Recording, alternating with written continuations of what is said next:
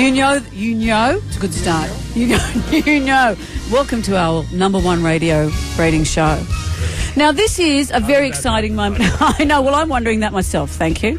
Patrick and Linda are here. They are Linda Gray, they are Patrick Duffy. You know from that music that they are the stars of Dallas, Sue Ellen and Bobby Ewing. Hello. Hello. Good morning. I'm tongue-tied because I can't believe I'm actually meeting the two of you. Well, we're meeting you. How can you be tongue-tied when you haven't stopped talking the entire time we've been in the room? I know, that is true. Have you enjoyed it? Well, I haven't even done my best time calls yet, Patrick. oh, really? Okay. Watch him. He's dangerous. He's very dangerous. How did it feel getting back in the saddle again? So cool. It was so great. I mean, 20 years later to get a phone call from Warner Brothers saying we're going to do the show again. I mean, it was amazing to get to play with my best friends. Yeah. Larry and Linda and I have been best friends for 35 years. Literally the three best friends that we have. They're my two best friends in my life. But the tragedy when we ended the show in 1991 was that we would never work together again.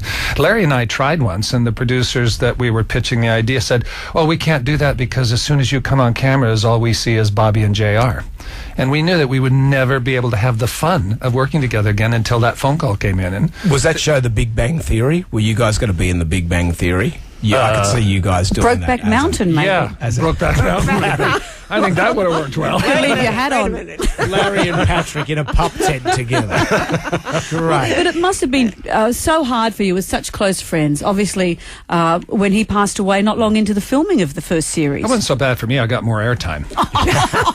You're a dreadful man. Oh, sorry. He's dreadful. You got it. You got him pegged right away.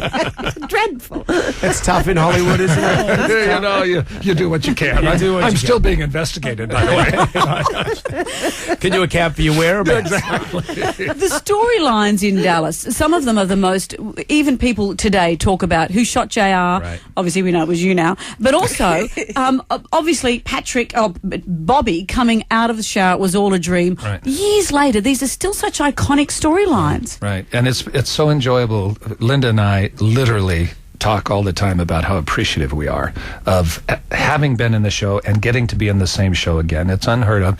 And a show that has, our producers, when they approached us with such respect because of the iconic nature of the show.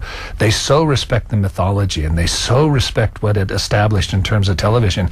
And when we were doing it, we were just like, hey, going to work, woohoo! You know, and didn't realize because of the international nature of the show, but didn't realize the impact, that the lasting impact it would have. And now that we're back again, we get to live that realization, and it's fantastic. So what happens now? Where are we picking the story up from now in season 2? Well, the interesting thing is that Patrick and I we have finished season 3 in the States. So for us to have to backtrack and not give plots away has been very confusing for us. Yeah. Sue Ellen is running for governor of Texas, which is fantastic. That's where she should be.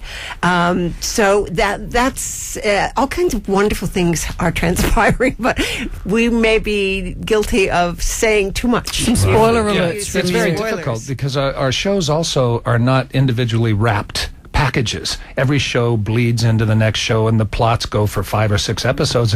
And to try and draw a line where the producers and Warner Brothers say, "Now, don't tell anything past this point," I'm thinking, where the hell is that point? Because it was a long time ago for us, you know. So we need you guys to keep up, catch up. But it's the standard that made the show successful the first time and is really doing it again this time, thank goodness, is that it is such a complex story telling system, but it's all about secrets. And we've gone through this over the years where people would say, oh no, don't tell me, I don't want to know. And it's like your Christmas present.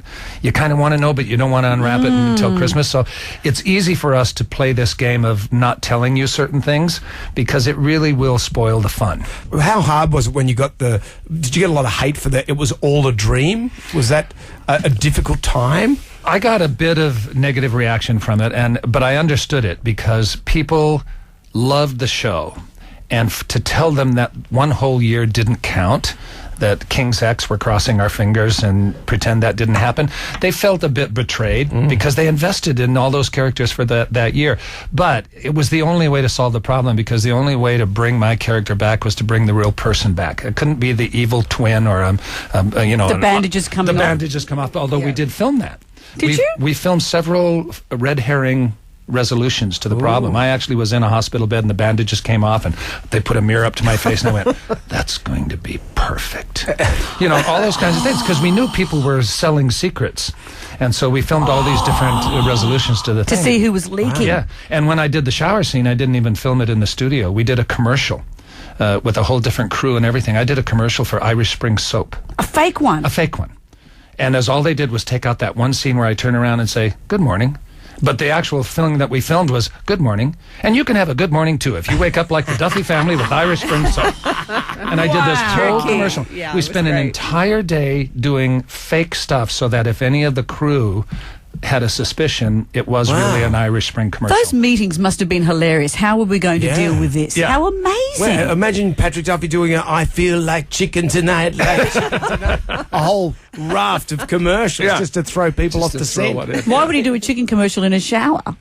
I was saying, let's talk about Man from Atlanta. So I just like to say, when I was a kid, we went to a swimming carnival, and I tried to incorporate the swimming style of the Man from Atlanta. Yes. And the teacher said, no, that's not going to happen, because it wasn't a very good swimming style. No, it's a terrible thing. It wasn't very efficient, was it? No, no. You look like a monkey humping a football anyway, so it's just like the worst thing in the world. And you just stay in the same place in the water. So it's not an Olympic sport, really.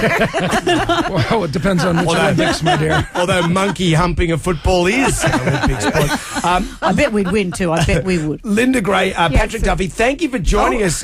Season 2, Wednesday the 3rd of September, 9:30 on Foxtel's Soho channel. Thank you for swinging by. Congratulations on being number one. We're so happy for both of you. Well, of course, after today, it's iffy. It's all over. You were the last. If we go down from here, it's your fault, obviously. I know it. But That's thank what you. that means.